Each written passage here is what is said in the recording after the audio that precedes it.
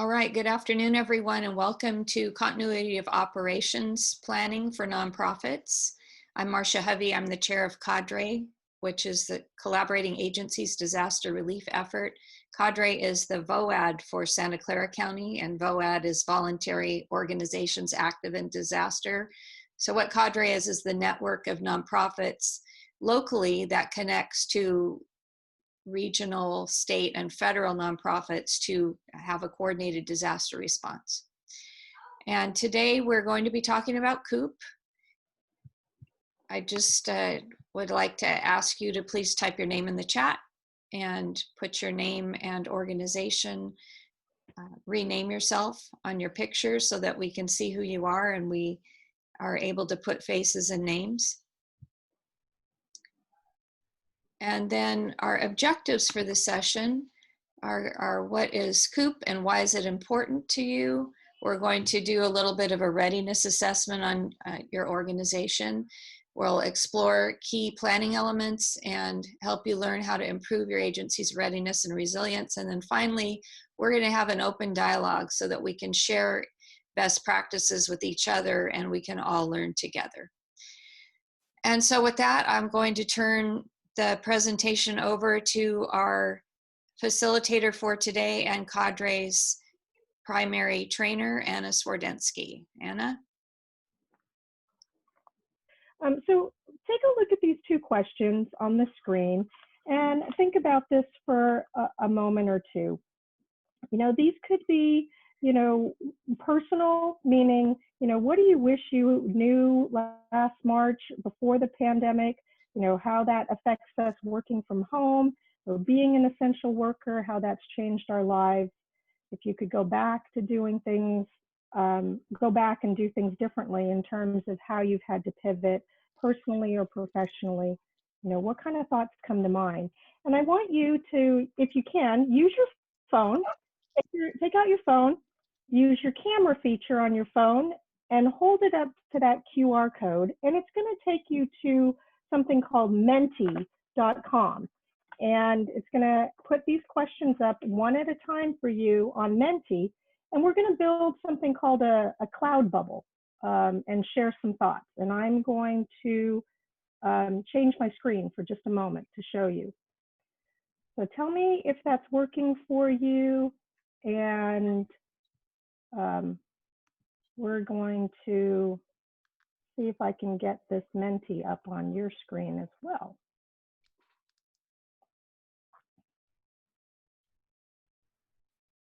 Somebody tell me if you've been able to get to the Menti on your phone and if you're typing anything in on that very first question. There you go. I see something coming up. I'm going to quit talking at you, give you a moment to reflect, and when you hit submit, we'll all see some different things popping up in this window.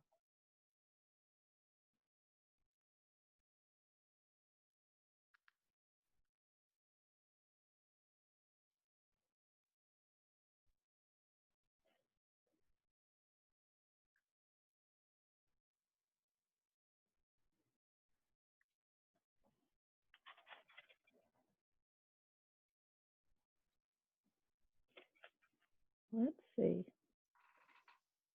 Oh, I love how these things all move around. Are you seeing them? See if I can make this screen a little bigger for you.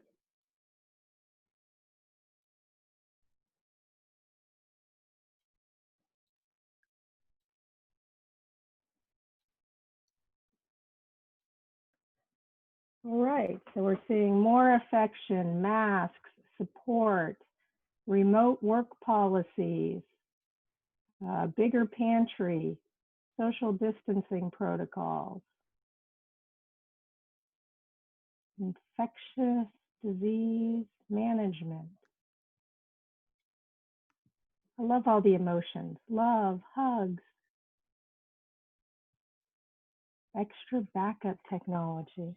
All right, thanks. Now I'm going to switch us to the next question. If I can do that, bear with me. Let's see if I can do this.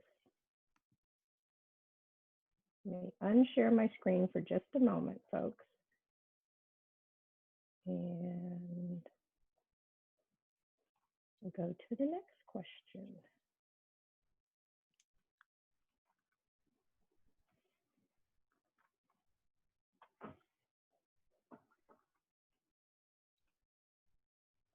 And okay, you should see the next question on your phones. Are you seeing it? What do you wish you planned for before the fires?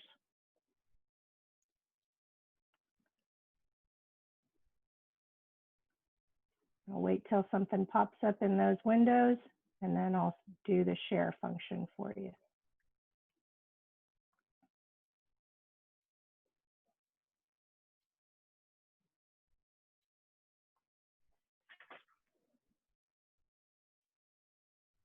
I wish I could share this and play music for you.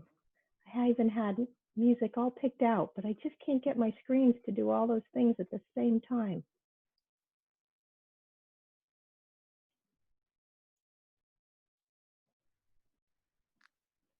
Let's see.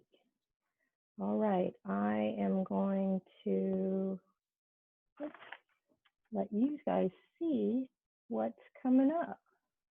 Give me just a moment.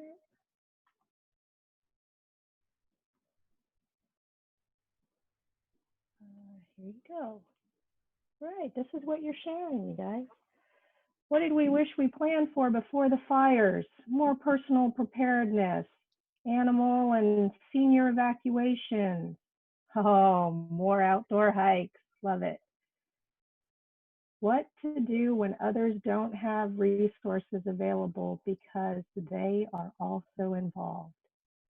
Boy, that's really part of our story of our lives, isn't it? We're all involved and we're all impacted. Okay.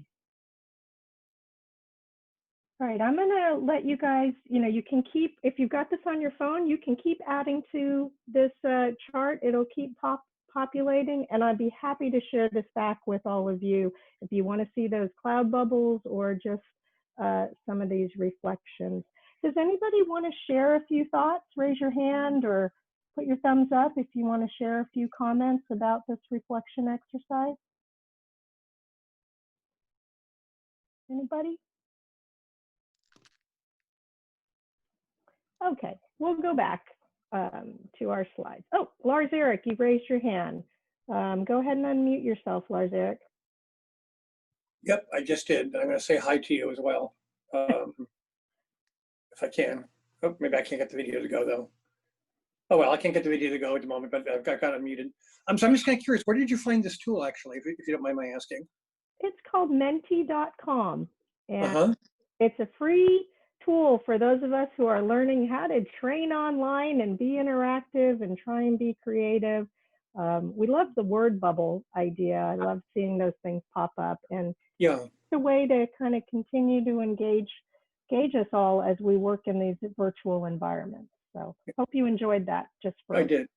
And then I guess the only comment I would make is I think this is actually just another plug for the whole concept of taking an all hazards approach rather than getting too caught up in specific kinds of emergencies. I mean, obviously you should think about the things that are most likely to affect you.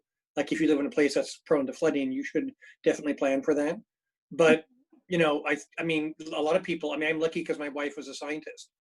So we run our house like a lab bench. So we're kind of, the idea of a pandemic didn't really faze us that much, but a lot of people were like really taken aback.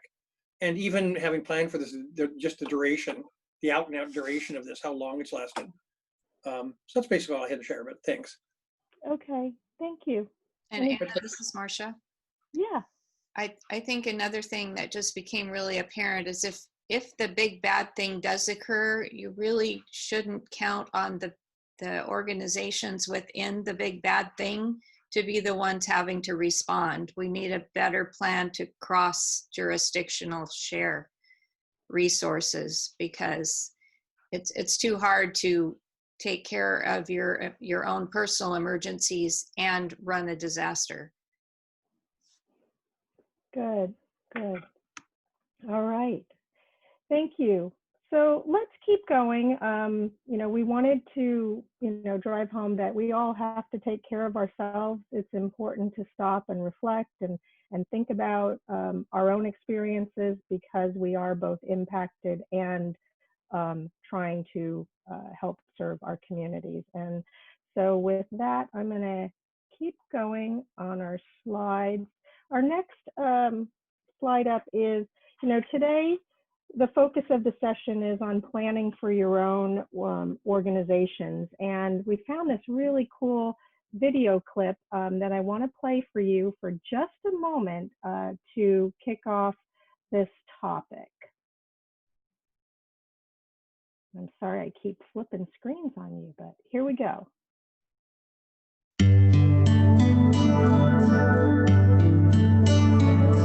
Hi, I'm Pat Corcoran from IBM Business Continuity and Resiliency Services.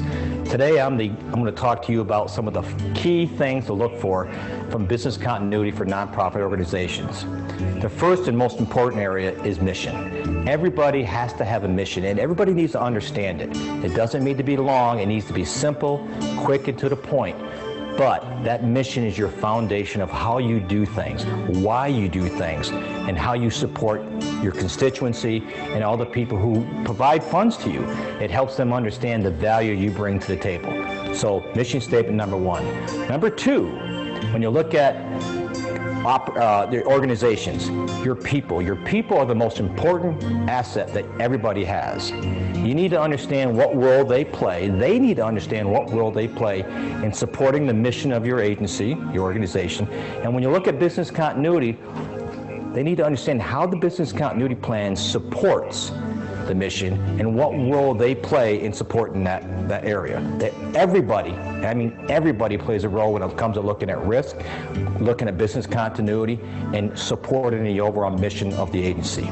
The third area is risk. When you look at risk, it's important to look at not just natural disasters. Everybody thinks of natural disasters, but those are the easy ones.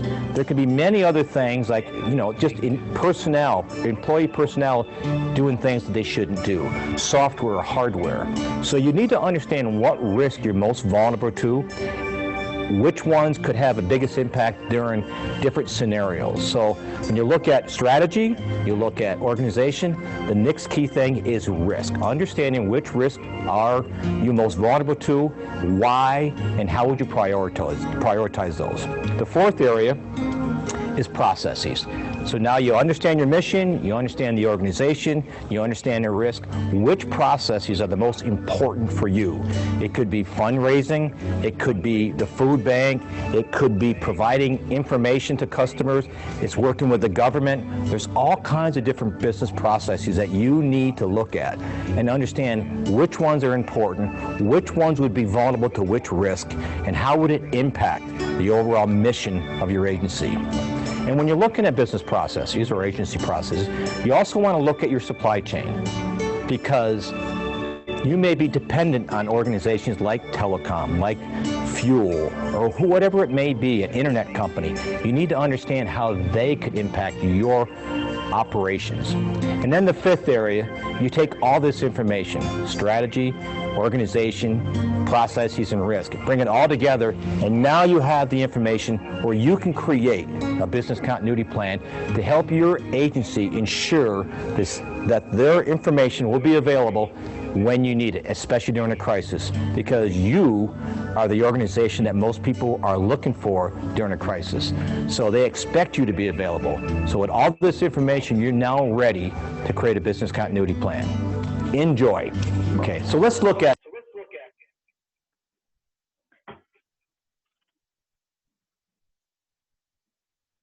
Okay, hopefully you enjoyed that video a little bit, and let's get back to our PowerPoint. Feel free to comment if you liked that, if it resonated with you at all.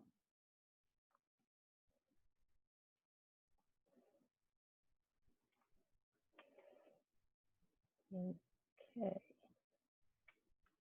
It would be great to have each person put in who they are and what organization they represent. Yep, Cole, thank you for that. That is in the chat box. And if you joined late, you unfortunately only get the chat box from when you join in. But yes, we do have that on running in the chat feature. Okay, thank you.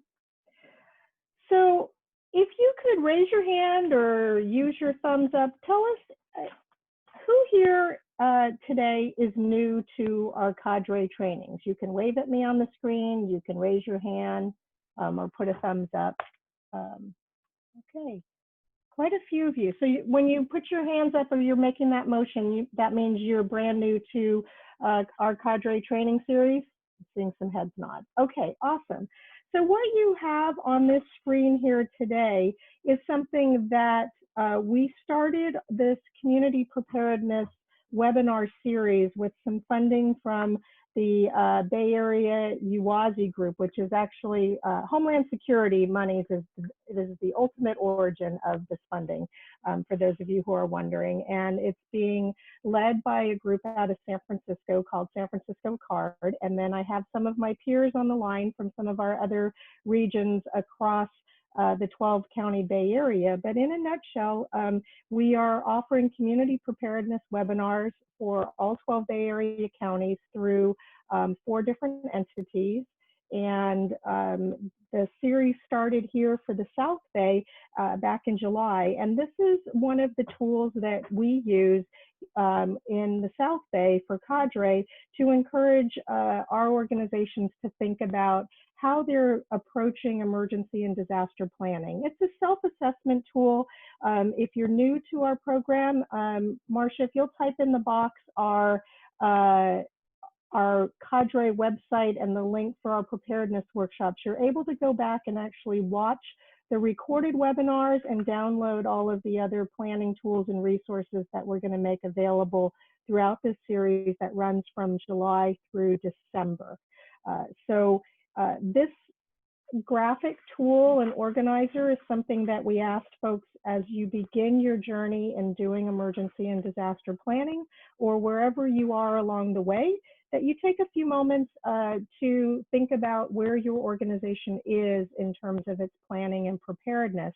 And the way we do this is a coloring exercise. You can grab a red, yellow, and green crayon, marker, whatever you have available to you, and color or outline the boxes that represent the ones that you've completed. You've done some planning in green.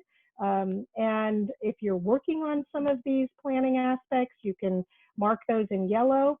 And as importantly, to identify what kind of things are what we call planning gaps. And I like to call those the things that keep you up at night. So what are you most worried about when you think about your organization's readiness, its resilience, and your ability to continue to provide services? So this tool exists, and a companion tool to that is this table where each of those boxes on that triangle are explained in a little bit more detail. So if you haven't gone through this exercise, we encourage you to download these 2 documents and take some time. We also encourage you to think about doing this with others from within your own organization. So if you have a safety committee or you have a management team, each person takes that coloring exercise and does it, and then you can kind of compare your notes, because what you might think, we've done a really great job on personal preparedness, somebody else might go, I think that's still a work in progress, or maybe your executive team has really good clarity about how your coordination team is going to operate, but you've got a new manager who goes, I don't really know what my role is.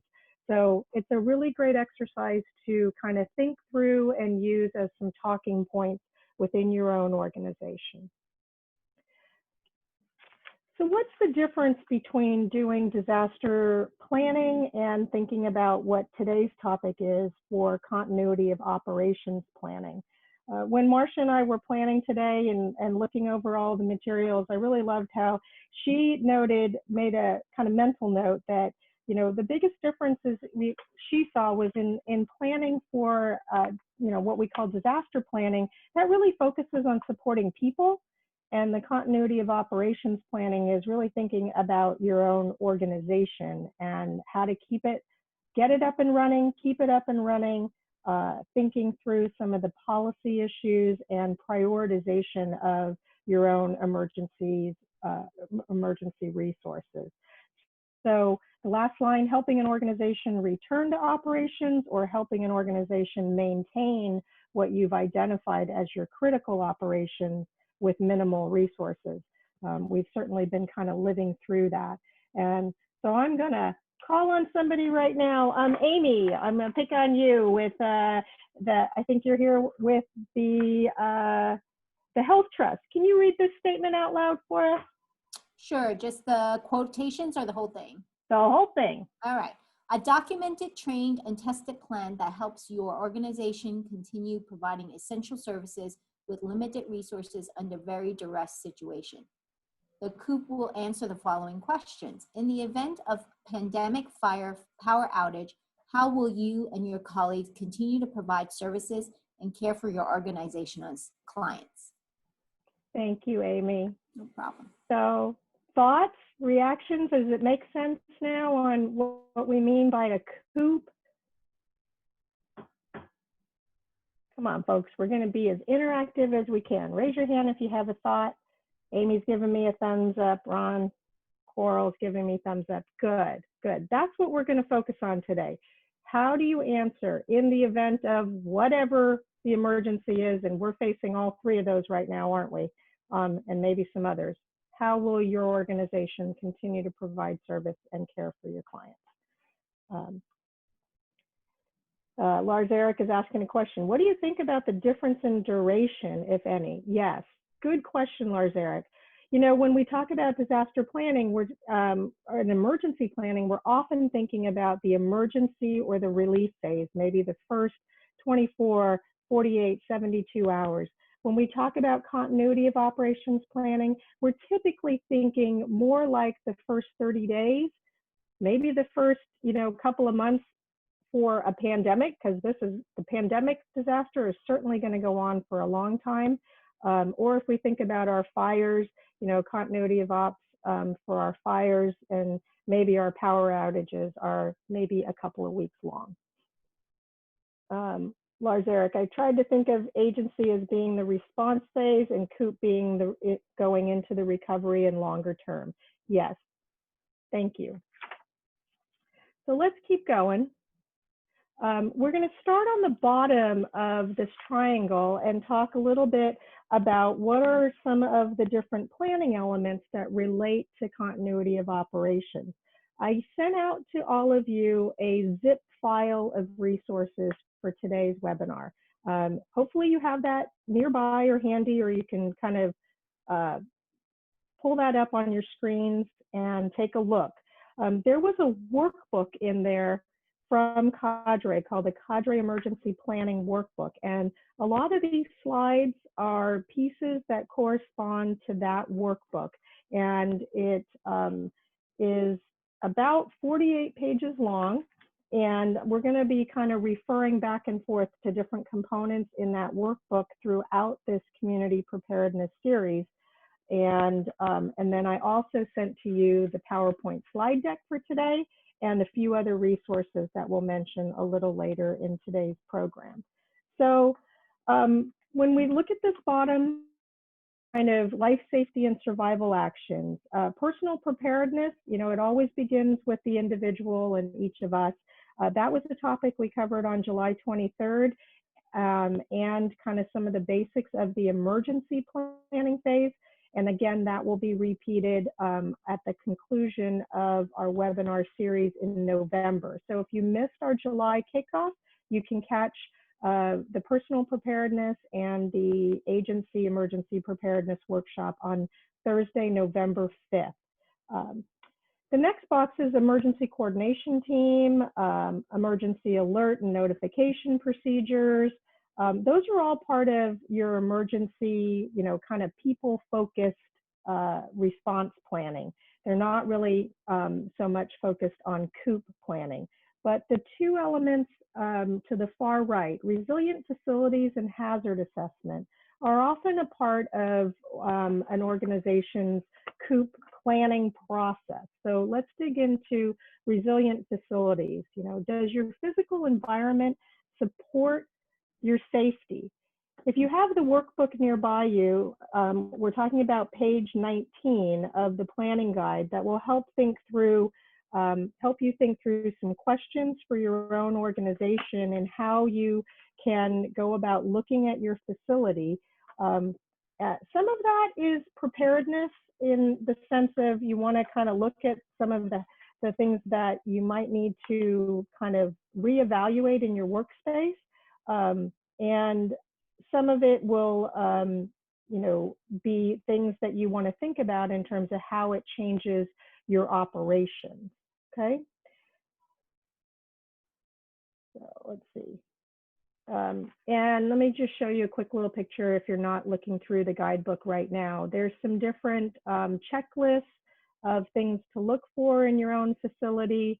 If you've noted something that needs more help or more attention, you can fill that in with assigning it to someone in your staff or your safety team and a target date to get some things done. Okay. But typically, this type of work is what we call hazard mitigation, and that's a part of your preparedness work. But we want to call it out because if you don't have a facility to work out of, and in COVID times, that facility might be your own home right now, then we're going to have a hard time continuing to operate and provide our services for our own organization. The next box on this table in Tier 1 has to do with a hazard assessment and looking at the hazards that you in your own area face. So those could be things like earthquakes, floods, fires, or human-made disasters, things like hazardous materials spills, train accidents, or they could be internal, such as technology issues or equipment breakdowns or security breaches, facility issues like electrical and plumbing.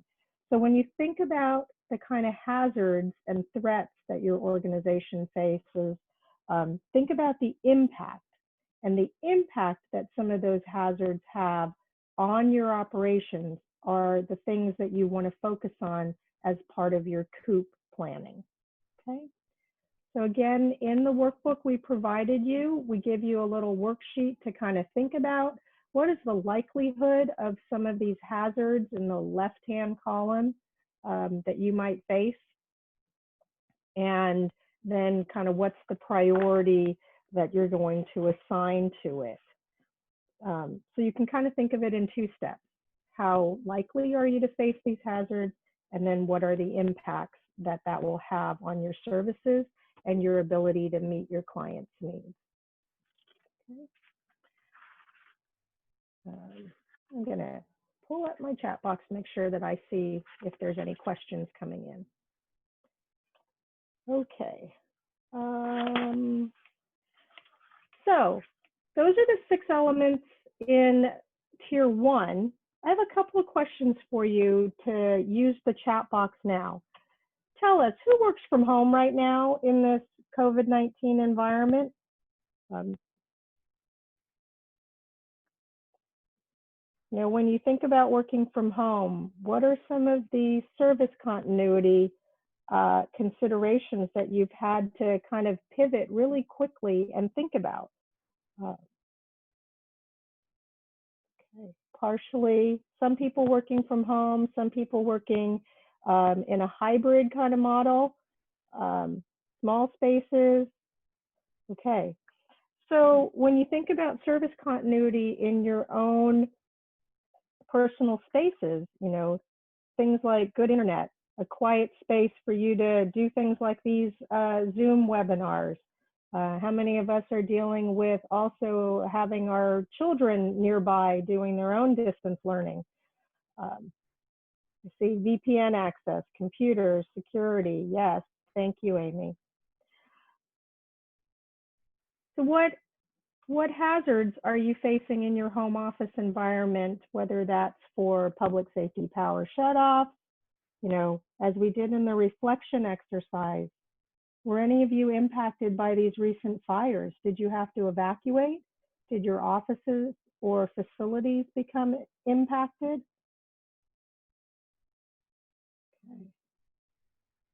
So if we lose internet, we're not able to work. Things like ergonomic chairs, green screens. Yes. Dawn, you were evacuated. Come off mic for a second, Dawn, and tell us, or off mute, and tell us a little bit about what.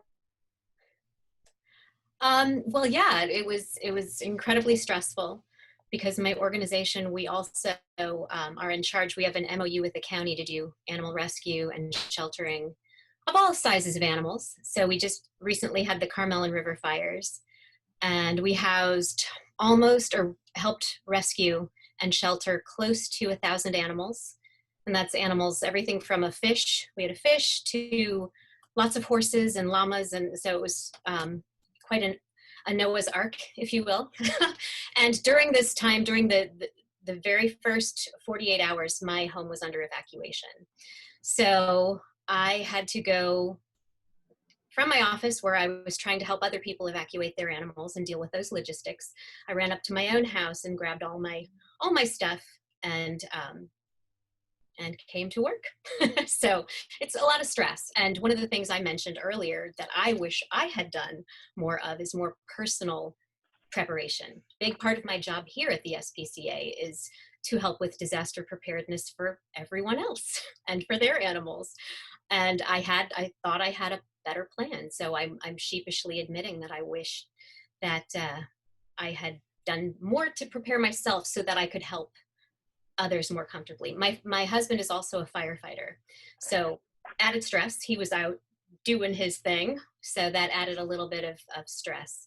So yeah, that was my, and that was over in 2 weeks. That was about a 2-week thing. And now, of course, we have the Dolan fire, which has sparked up, and we currently have people out there doing field evacuations and all of that, and sheltering. So Okay, thank you for sharing. Terry, tell us a little bit more. You had some internet disruptions and you hosted evacuees. Terry, what organization are you? Hi, I'm with ITN, Monterey County. Okay. We primarily focus on transportation for seniors. During the evacuation, I did host people at the house. I admired Dawn and her organization because they were taking on animals from 2 fires that were going on.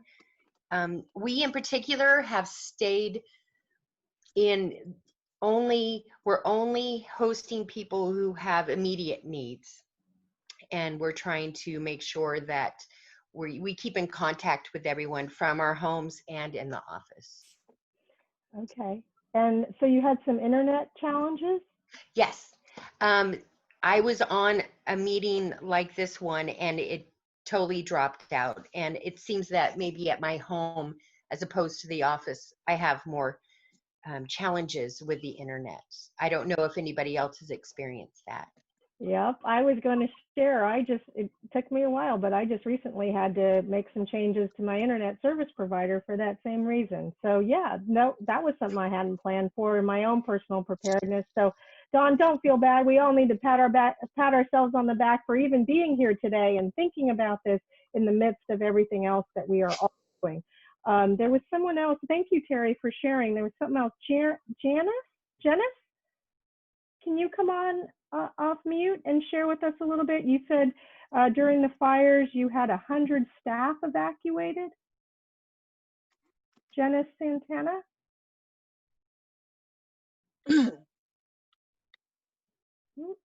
Okay. Hi, can you hear me? Yes, thank you. Okay, sorry about that. Yes, we had about 100 of our staff evacuated from the CVU fire.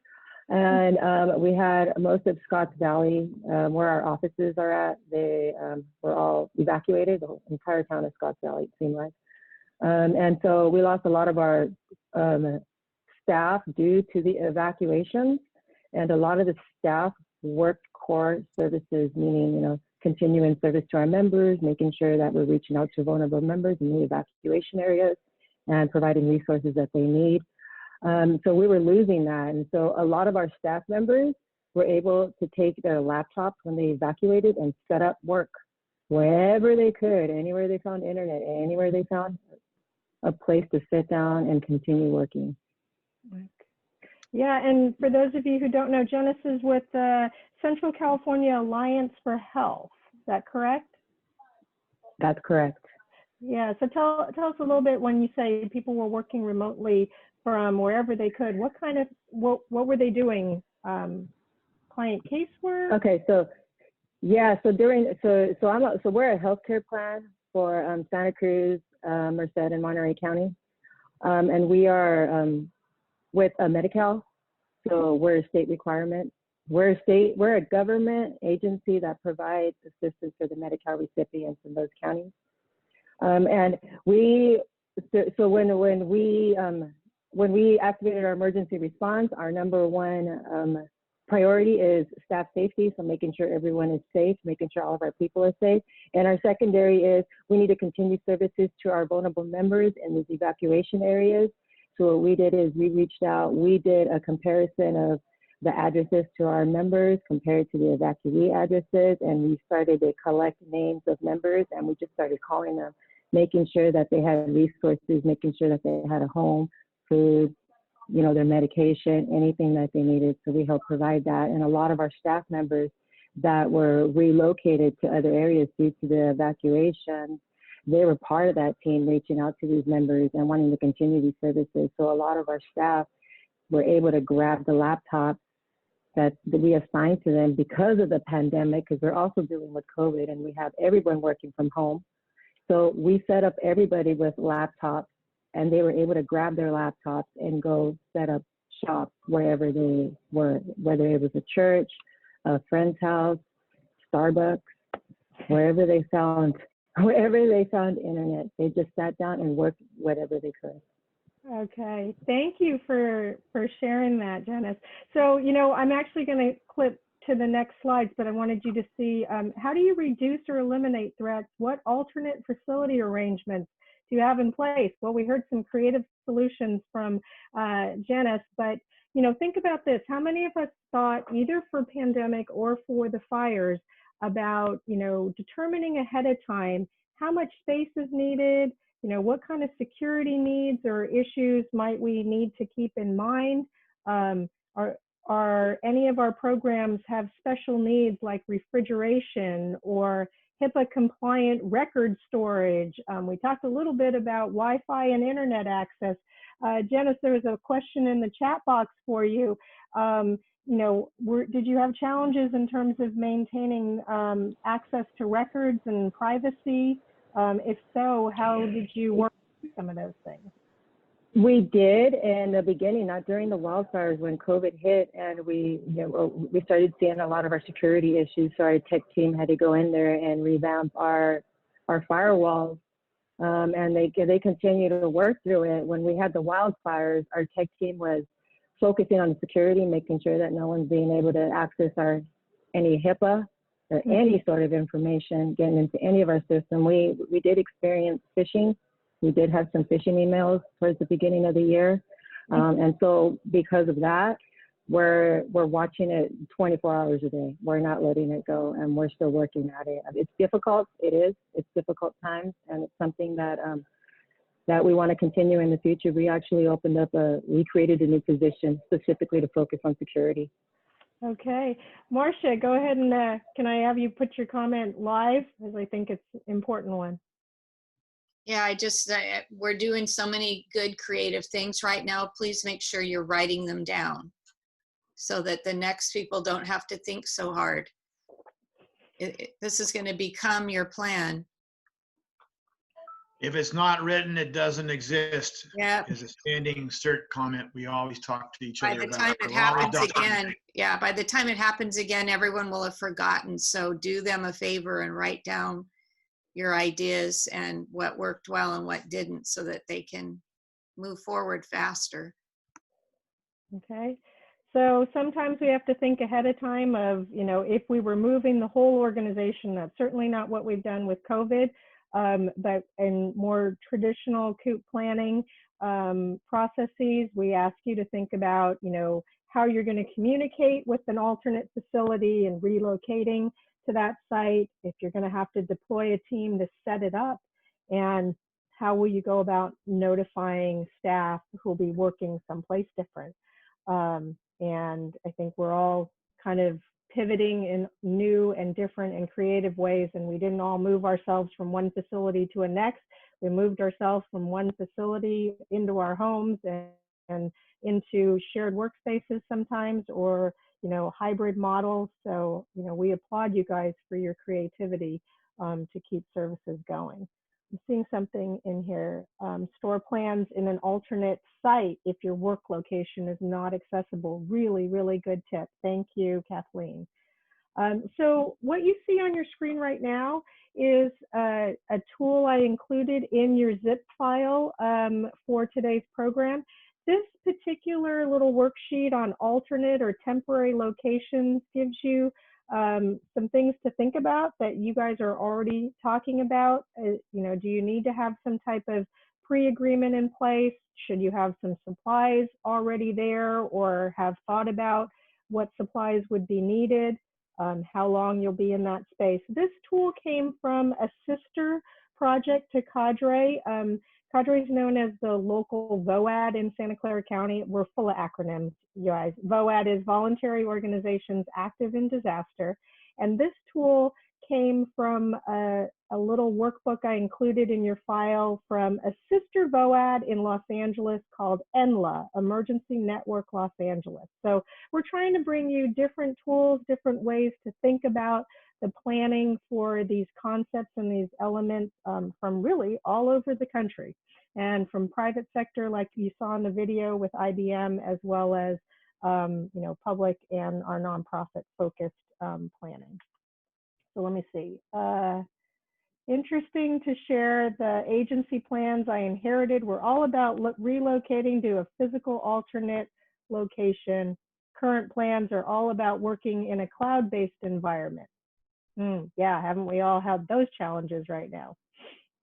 And the MiFis and cellulars and Wi-Fis, all kinds of things to think about. Okay, so let's keep going. Tier 2 is really at the heart of continuity of operations planning. It's about thinking through for your own organization how you're going to reestablish or continue to operate and provide your services. And the very first thing we really want, if you walk away with nothing more from today's planning, I hope you'll think about this concept of defining for your own organization what your disaster mission is, and having a clear, concise disaster mission statement. Because defining the role you play as an organization in a disaster becomes the foundation for all of the planning work that then needs to follow, okay? So what do we mean by a disaster mission statement? Here's a couple of examples on your screen. If your screen's too small, move your windows around. But here's a couple of examples on the screen for a child care organization, a homeless service provider, a faith-based organization. And how many of you, does anybody on today's call, do you have a disaster mission statement? And if so, can you share it with us either aloud, come off mute, or in the chat box? Anybody have a disaster mission statement?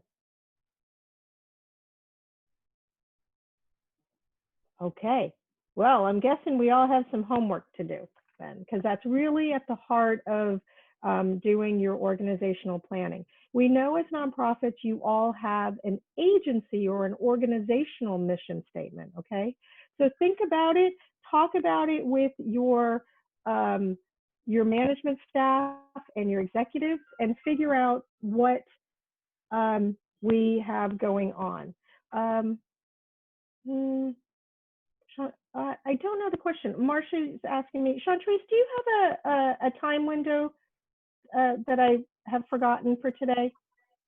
No, I did privately because something did come up and I have like a situation going on in Santa Clara, but it's going to be a call that I need to jump on at 2:20. 2:20. Okay, I want to make sure I get to you before then. Okay, Yeah. All right. So let me just click through a couple more slides, and then we're going to do a time check and let Chantrice speak as well. So essential services, when I talk about disaster mission, I want you all to be thinking about when an emergency or disaster happens, what are all of the things that your agency does, and are every single one of those something that you're going to continue to do in an emergency or in a disaster? Oftentimes in our nonprofits, not everything we do day to day in what we call blue sky times are what we pivot for and focus on if an emergency or disaster is happening in our community. And that's what we call our essential services. It doesn't mean that, you know, the yoga classes or the job training classes or, you know, the, you know, other aspects of the work that your organization does day to day are any less important. It just means sometimes we have to pivot our resources in the moment, and that is really at the heart and the strength of our nonprofit sector to meet emergent and urgent needs utilizing the resources that we have. So your disaster mission statement should reflect what those essential services are for your organization in a disaster and how you are going to focus all of your planning after that will be what we call your administrative functions. What is needed to support those service delivery components? And let me go back one slide. So in the workbook on page 23, you'll start to see some questions that you can do some homework after today on what are the essential services your organization is going to continue to provide? What are some of the critical material resources that are necessary to maintain those services? Will you continue to provide the same services or will they be limited? Will you have to add new lines of services related to that? Think about our meals providers, Meals on Wheels, and how a lot of our Meals on Wheels providers for COVID had to pivot to provide meals into hotels where people were isolated or quarantining because they were exposed. That's a pivot, but an essential service that many of our nonprofits moved towards during COVID, okay? Will the number of clients and consumers that you serve increase or decrease? Will you need additional supplies? Those are things that you think about, and then you craft a short statement that becomes your disaster mission statement, and then you have to think through what are the administrative functions that are needed to keep those going. Okay. Another worksheet on page 24.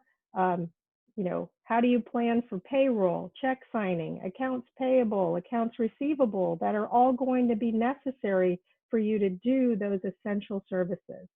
Are there aspects about your purchasing that you will need to be thought about differently, or your spending and reimbursement procedures? Those are all things that are part of keeping your services going and having a focus on the planning that is necessary to do that function or provide that service as your organization. Okay. All right. I'm going to pause right here on communications because, you know, if you opened up your slide deck that I gave you for today, there's a lot more slides. I'm on, what am I, slide 20 something, and I think our slide deck goes to the high 40s. There's a lot of slides that correspond to the boxes in that triangle table that we can talk about today, but I want to be really clear that, and I want to put a value on you all sharing your own experiences, your own challenges, your own successes. So when you think about your planning, feel free to use the chat box right now and tell me if you came to today's session with a particular question, concern, something that's keeping you up at night when you think about continuing operations for your own organization. And while you're doing that, I'm going to ask, we've lined up two speakers today, Chantrice and from Life Moves and Dawn from SPCA, who have prepared a few remarks to share with you about how their own organization's planning is going and what they'd like to share with you all as peers doing this work. So I'm going to turn it over to Chantrice if you want to come off mute and just share with us some thoughts. I'm going to stop the sharing of the deck and highlight or spotlight you for your remarks. Thank you. So yes, my name is Chantrice. I'm the Safety and Security Manager for Life Moves organization. I've been with the company actually the end of this month for 2 years.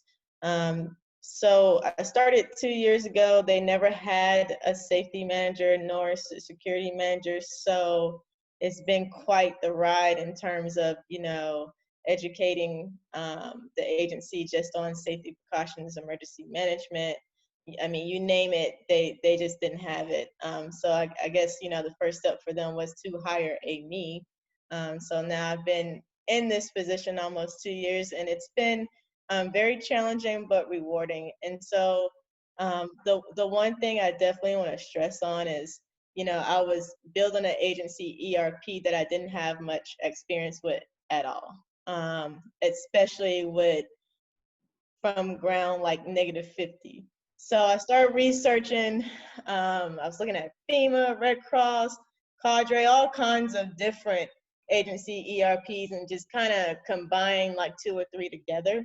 And then I couldn't push it forward through the senior leadership team because they didn't have much experience. So they were just kind of like, oh, well, sure. I mean, it looks great, but I wasn't satisfied. So anyway, I reached out to Cadre actually not too long ago for them to look over a real solid draft that I had created. Got some really good feedback, but I thought they were going to give me so much feedback that I was going to be like, I'm going to hire somebody to finish this off. But they actually came in and gave real positive feedback, and I was like, okay, I can actually finish this. So the thing that I wanted to highlight, because I didn't have any experience with this and that I had to research it, that like just believe in yourself and complete it, because you actually can do it. Like, because I doubted myself to the T, but Cadre actually helped me see that, like, yeah, I can actually complete it. So not to say that it's not a process, but you definitely can do it. The other thing that I would like to share, I don't know if anybody else is new, are new to like, organization that's not used to having emergency planning or anything like that. The best thing to do in that situation is to like reach out to a company like Cadre, because they really can guide you through it. So I just wanted to share those top 2 experiences that I've had, since I'm still new to the position and learning. Not to mention I come from a real like black and white background, because I have a TSA background.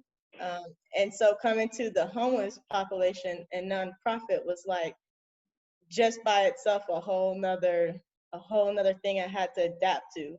So but those are my 2 main points that I wanted to share, because the number one thing was just really to believe in yourself and think that you can do it, because once you do the research and the work, it gets easier, and with a little guidance you can see the finish line, because I definitely see mine now when I didn't see it at all. Thank you so much, Chantrice. Questions, you guys? Any questions for Chantrice? Because she does have to run, and I do have one more speaker for you, but any questions for her? Okay, well, use the chat box if you do.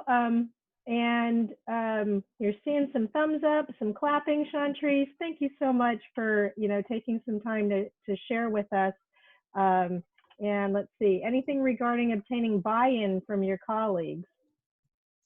Yeah, so the buy-in was actually very interesting, because again, the organization has zero experience with this type of stuff. So the buy-in was actually very easy, because they could see and I could explain, and I had researched enough to be like, this is definitely the best thing, the best way.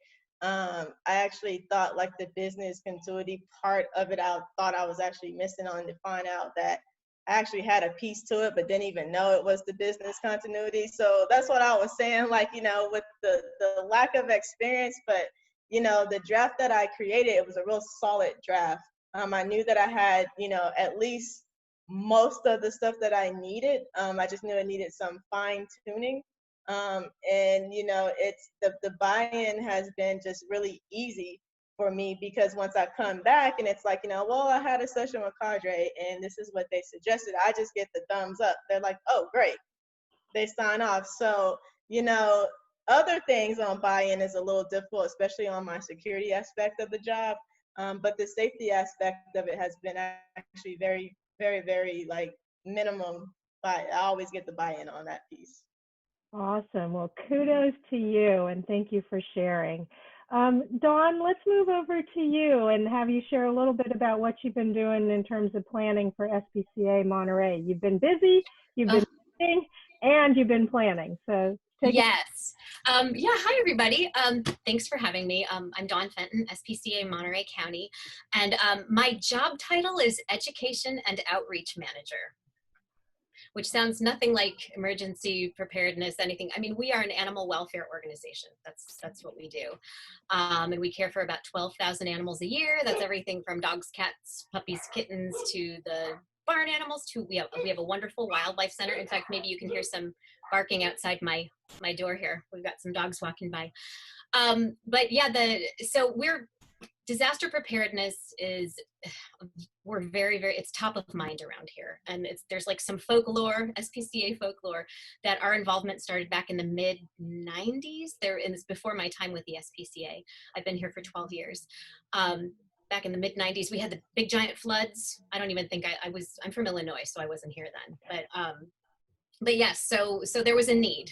There were people who needed their animals evacuated and the water was coming up, and we jumped in and started helping with the Red Cross. So we have an MOU with the Red Cross to help them anytime they open up a shelter or an evacuation center. We join in. We set up a little shelter right next to them to help them out, to answer questions about animal rescue and all of that. So we work with them, and we also have an MOU with the county. So when there is a disaster, whether it be pandemic, fire, flood, whatever, and the EOC is activated, my position, what I do is I go over and I hang out in the EOC, and I'm in the animal shelter, the sheltering lead position over there. So yes, we've been doing disaster preparedness and working on disasters and evacuations and all of that since long before my time. And yeah, there's just a lot there. So I walked into my job with the little disaster preparedness part was just a little arm of what I do. So, and of course, disasters aren't here all the time. I have a bunch of other hats that I wear here. But yeah, it's really important, and people definitely, when things start to happen, they look to us, as far as how do we take care of our animals. And I can't stress enough the preparedness piece of that, and really encouraging your staff to be prepared at home and all of that, but also your volunteers and your community, and giving them the resources to prepare. We have a whole section. One of the things I do is I manage all of our education programs, but that also includes disaster preparedness. So if let's say a church group that calls up and says, hey, can you do a presentation for us? We can do that. So we offer those sorts of resources, and just doing whatever you can to encourage your community to be ready. So that's huge. Also, another piece of it that I've been, I think since in the 12 years I've been here, I've worked on seven disasters, 7 or 8 fires. The pandemic thing, totally new. So that changed the game as far as going over to the EOC, because I can't actually do that now. So that changed up a lot of things. But staffing and taking care of your people is very important. When I describe what we do for disaster preparedness to other people, we're an animal shelter. We have adoptions, we do this, and and by the way, we have this other thing that we do. Each of us as staff members, we kind of have, I don't know, when I talk to kids, I say it's putting on our super cape. I have another identity. Now I'm going off to the EOC to do this. So we all play different roles. For instance, I go to the EOC, that's my role. Our HR director ends up being our safety chief. And our director of operations becomes our incident commander, and she takes charge of, I work with rock stars, what can I say? She takes care of field rescues and coordinating all of that. So we all wear different hats. So that's one thing if you don't already have that, I mean, we all have different organizations and we serve different people, we do different things, but identifying people on your staff that might fit these particular roles might be a good way to go. So you now put on your disaster hat, and this is my job while I'm doing this, which leads me to, taking care of your staff. I'm the only one who's been doing this particular role for 12 years now. And I've never been in a situation where I had my own home in jeopardy. So I don't know that I was, and I'm being vulnerable here, don't know that I was completely firing on all cylinders, because I was worried about other things, and I'm, trying to help coordinate things here. And so it really made me say that I need a second. I need to make sure that I have someone else who can step in. If something were to happen to my home, I would have had to, we would have had to have scrambled, but planning for that. And also if duration wise, the Carmel and River fires were really, really short. It was 2 weeks, and we were go, go, go, and then it was done, and we were recovering, and now we're dealing with Dolan. But the Sobranas fires lasted 3-4 months, something like that. And so that was a long-term event. A lot of us did not have time off throughout that event. So taking care of each other is a big deal. Making sure that people have time, time to recover and to recharge is important. And a lot of times when these events happen, you don't really think about that. You just go full cylinder. This is my job. This is what I'm going to do. And then you don't have time to regroup and recover. And so that's really important. So those are just some of the things that I wanted to bring up. Is it's important to put that in your plan. And staffing is there. It's mentioned in one of the tiers, but it is important to make sure that everybody can function properly and feels and gets rest and time. So. Thank you, Dawn.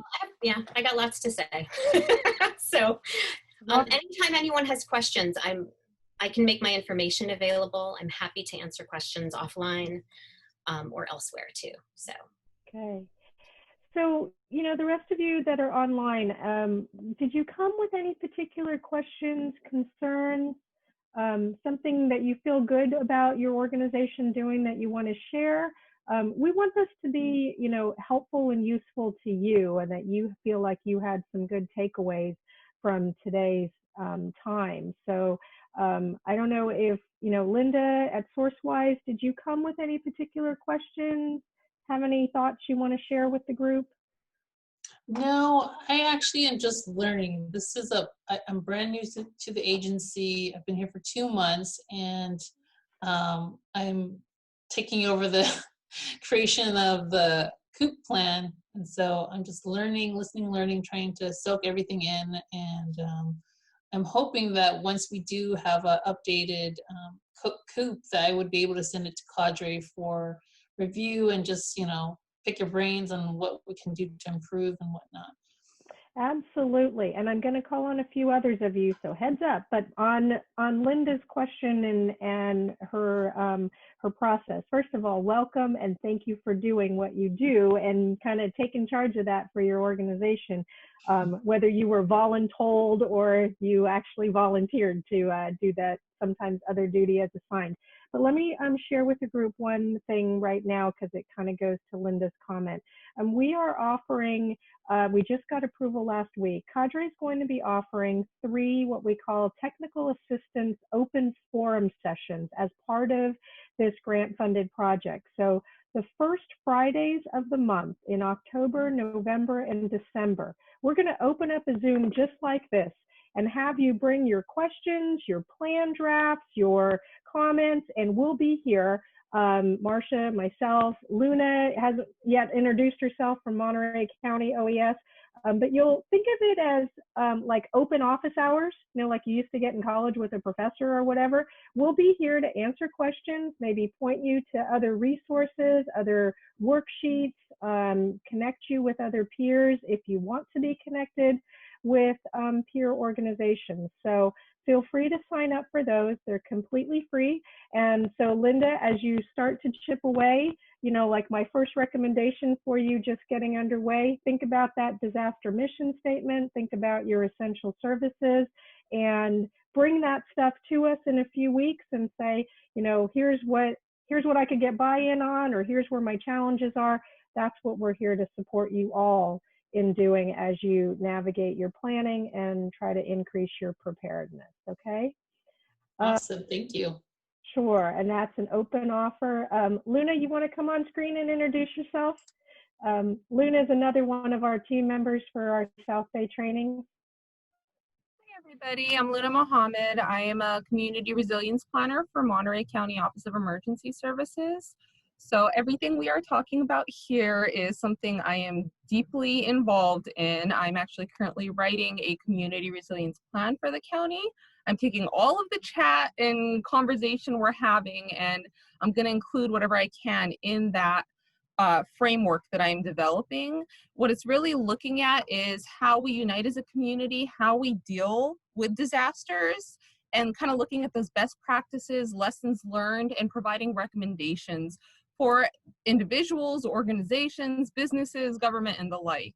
So the hope of that framework is to kind of give you a one-stop shop to see where we've been and where we can go to be better prepared for disasters. Thank you, Luna. Kathleen, you had a wonderful point here on, you put in the chat about thinking through passwords, and talk to us a little bit about that. That's a really good point. Sure. So I started in my new role with my organization a week after shelter in place was issued. So that was a very strange time to start a new position as executive director. But one thing we realized quickly is that many of our kind of business systems and processes, our merchant services, our software logins, many folks had organized that as saved their passwords on their desktops. So when you're now trying to work remotely, we didn't have a master list of that. And just today in our staff meeting, we came up with another 15 that are shared. And so it really surprises me how many we have. But if you think about your Comcast or your water services, your billing, all of those have unique logins. So what we've done is go through and remove individuals. So Kathleen at blah, blah, blah is no longer the contact, but we just did it to positions so that if there are staff changes, it still goes through.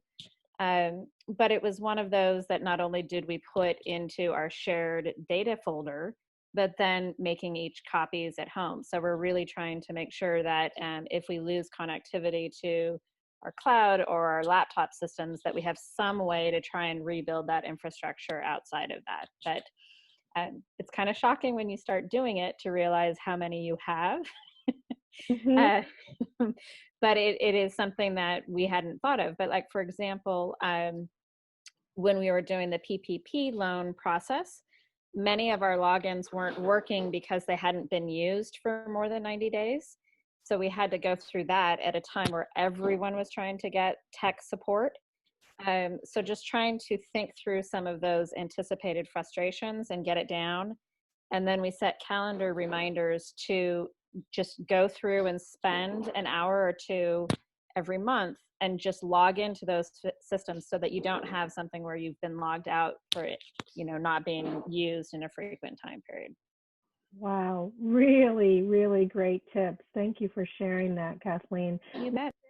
Actually, I had a question. I think, Lars Eric was asking, Kathleen, are you using a particular tool for your password management? Are you just creating a spreadsheet?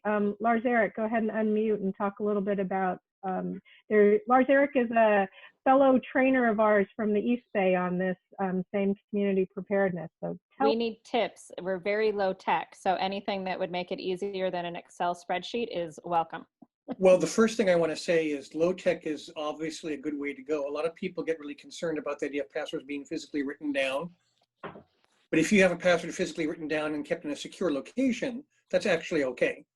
And by the way, just a quick side note, I'm a tech head from a long time back.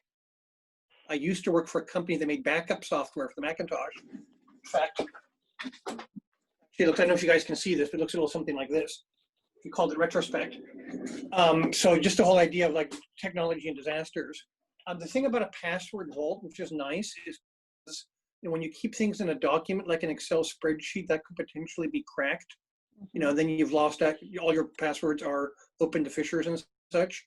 Whereas a password vault like LastPass, I personally have used a product called 1Password for over a decade, actually encrypts the contents. So that even if somebody manages to get their nasty little hands on, they've got an SA level or better, encryption capability, and even then it would be really, really hard. What's also nice about that is that these tools often are made to be very shareable.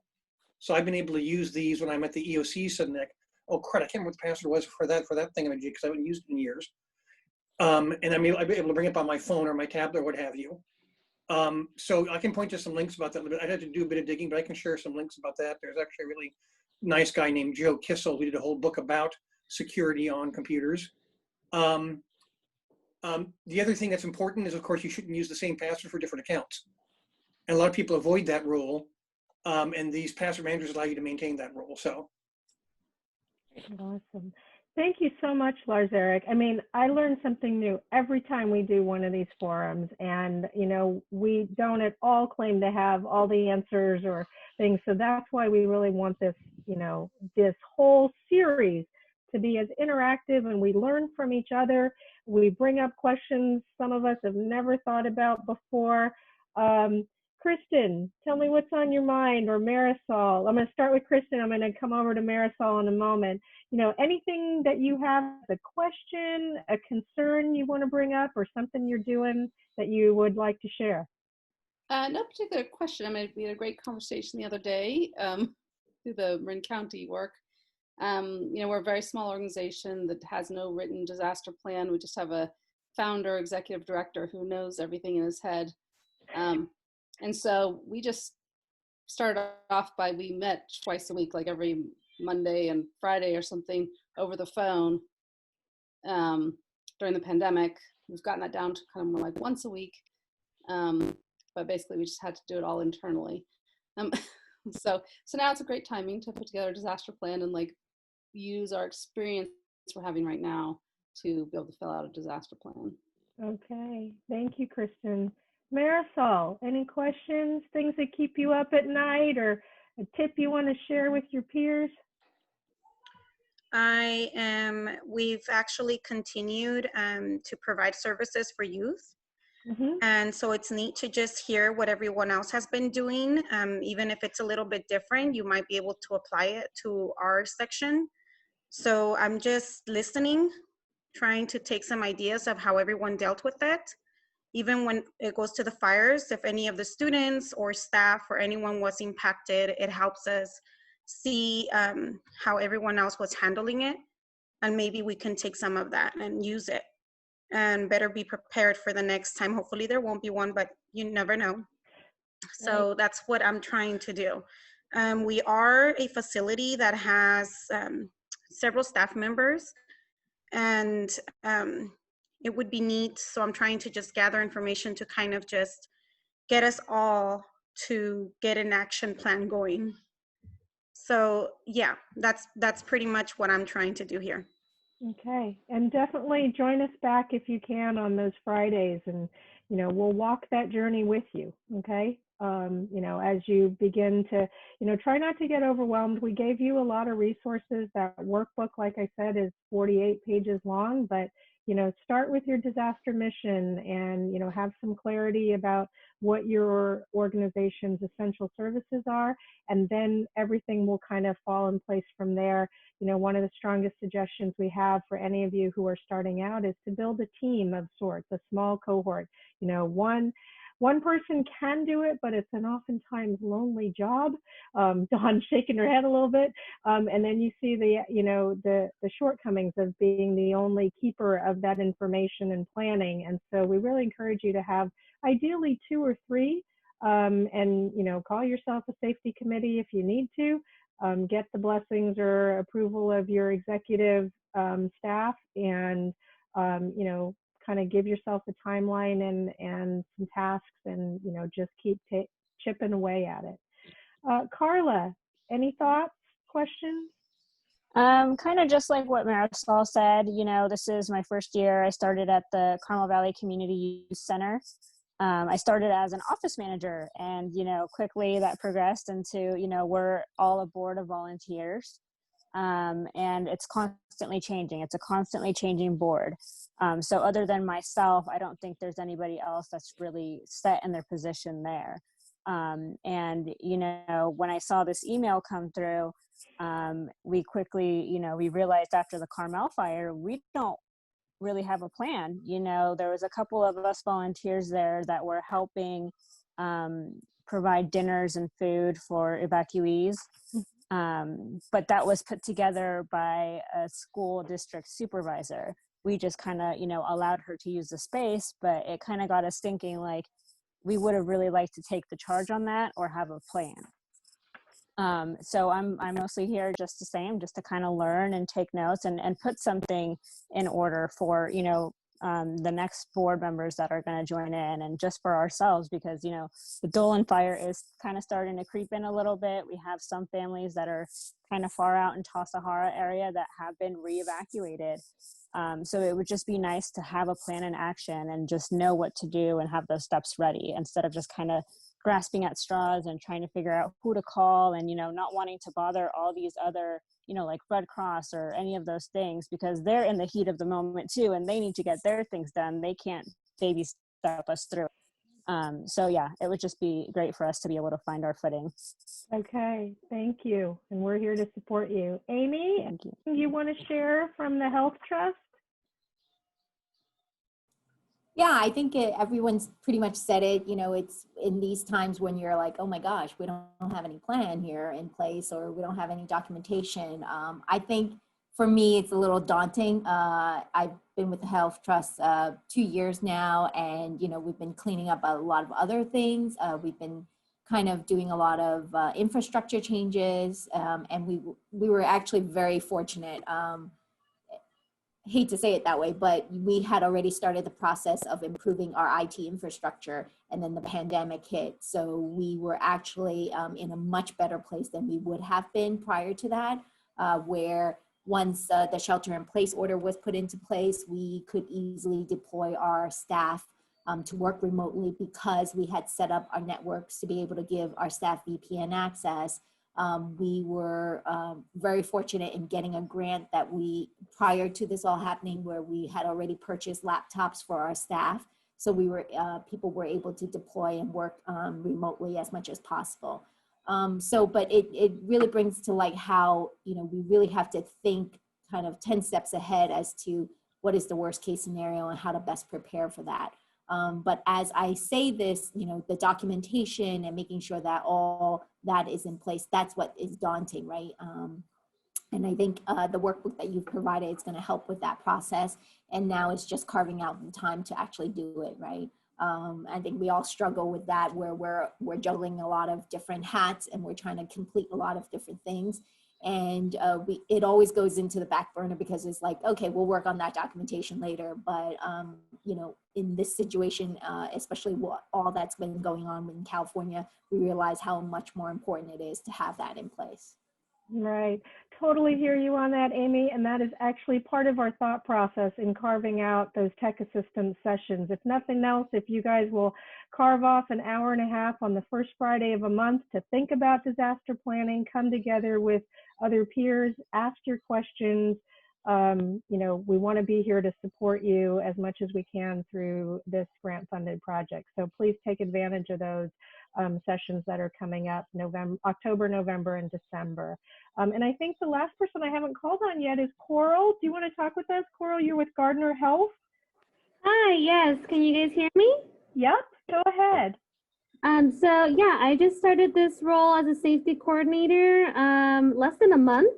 So I know that we have some stuff in place. I couldn't find the mission statement, so that's something on my to-do list. And I think we definitely want to kind of prepare ourselves. We have about 10 clinics throughout Santa Clara County. We have behavioral health. We have so many different things that we offer the community.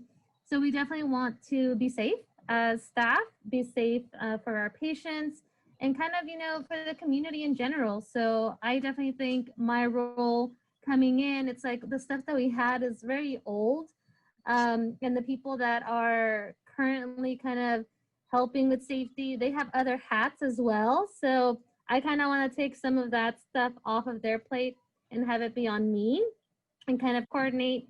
And I think the resources you gave us, definitely helpful, because what we had, like I said, very outdated. It's like from different organizations. So I think having it be localized, something that's kind of, you know, here in the county, I think that'll be pretty helpful for me to kind of build something. So thank you for that. Okay, thank you, Coral. And as you guys can see, just even in our small group today, we've got kind of a whole myriad of agencies. You know, some of you have a single kind of type of service and a single location. Others of you are large organizations, multiple facilities, multiple programs.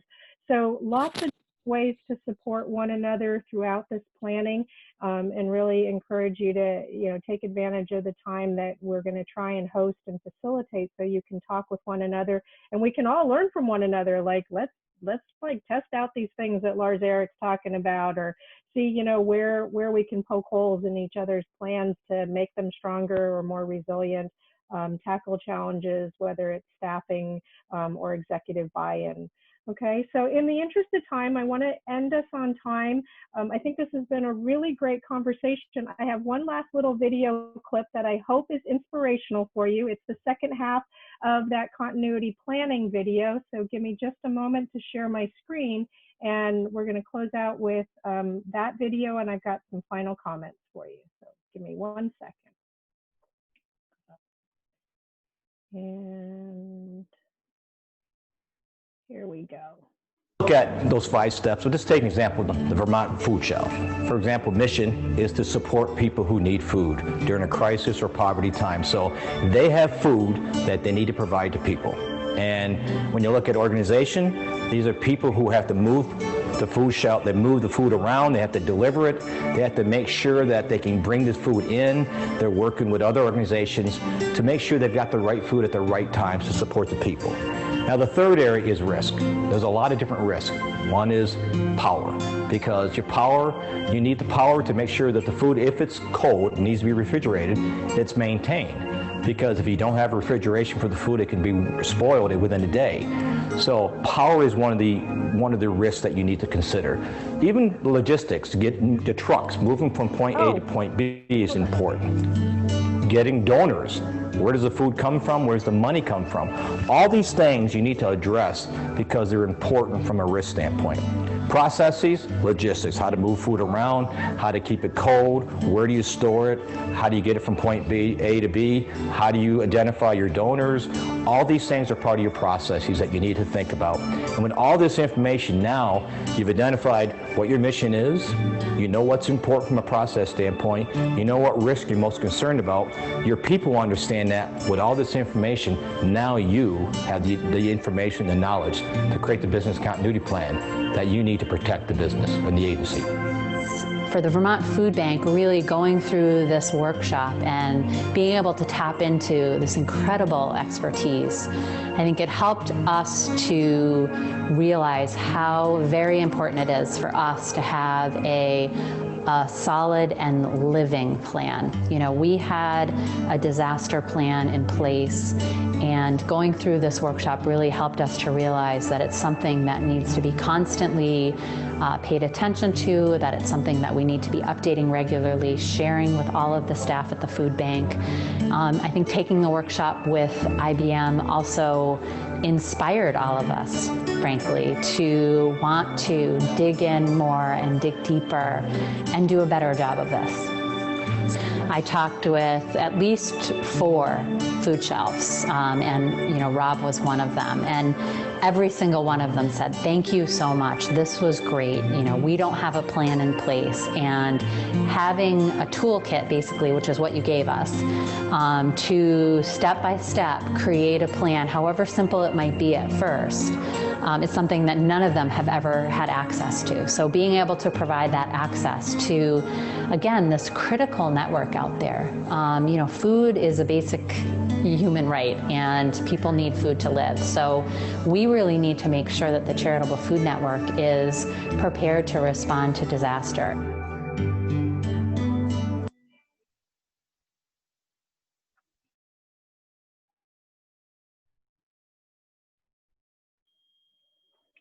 Okay. So when, oops, sorry.